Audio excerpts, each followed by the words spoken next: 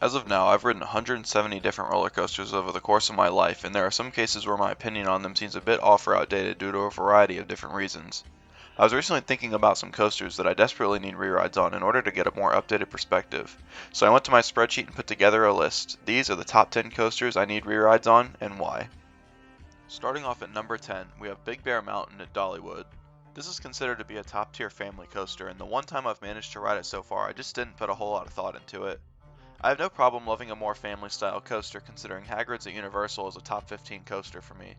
But Big Bear Mountain currently sits at 64 in my rankings, and I think it has top 50 potential if I were to ride it again while actually giving it more thought. Dollywood isn't too far from me, so hopefully I'll get the chance to do so this year. Number 9, Orion at Kings Island.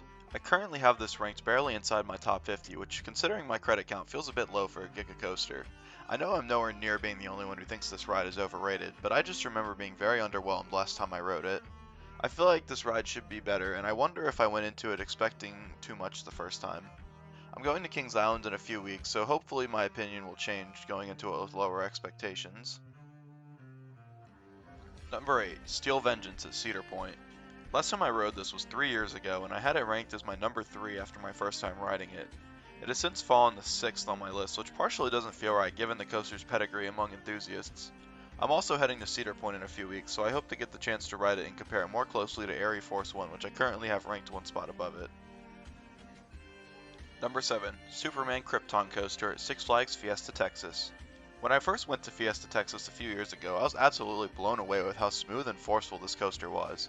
It easily takes the spot of my favorite B&M Floorless right now, and my fourth favorite overall B&M over rides like Montu, Mako, Raptor, Diamondback, and Kumba.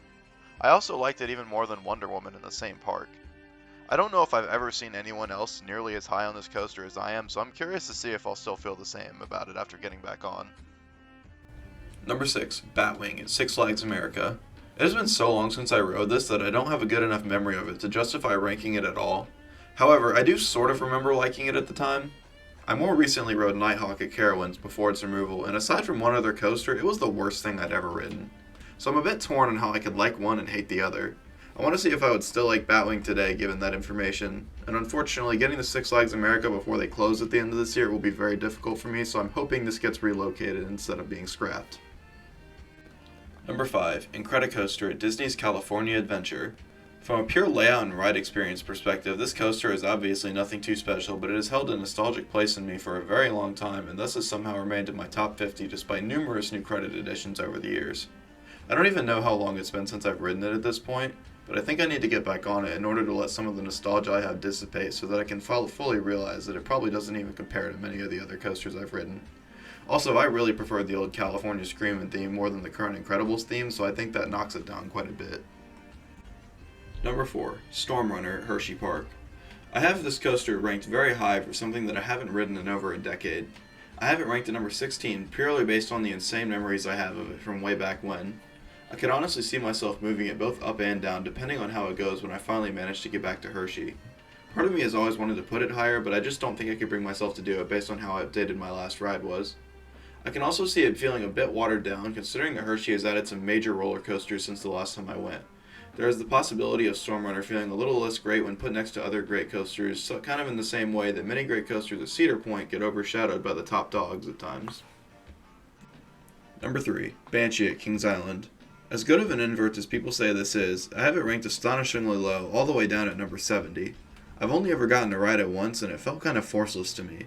Considering that I haven't really heard anyone else agree with this sentiment, I definitely think that I just got a very bad ride on it, so I look forward to getting a new opinion here soon. I currently have it ranked the lowest of all the inverts I've ridden, including Batman clones, and I do think that could end up changing.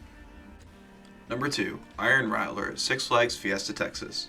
This was the first RMC I ever rode all the way back in 2020, and I actually put it as my number 1 overall coaster at the time of riding it. I remember getting some great back row night rides that really enhanced the experience for me. Since then, I've gotten to ride plenty more RMCs, but I'd still put Iron Rattler above the likes of Twisted Timbers, Twisted Cyclone, Twisted Colossus, and Storm Chaser. So essentially I have it as my favorite of the smaller scale RMCs. I'm really interested to know how it stack up knowing everything that I do in current day. I have the feeling I won't feel too different after rewriting, but I'm very interested to see nonetheless. Number 1, Ghost Rider at Knott's Berry Farm. My only ride on this coaster was as a kid back in 2010, and since then I've heard all sorts of amazing things about it. This is another coaster that I don't even remember well enough to accurately rank. However, I do vaguely remember being positively surprised at the time I rode it. Any enthusiast that has ridden this has nothing but stellar things to say about it, and considering that I rode just before GCI did the retrack, and the fact that I've become a massive fan of wooden coasters since then, it just makes perfect sense to have this as the coaster that I absolutely need to re-ride the most.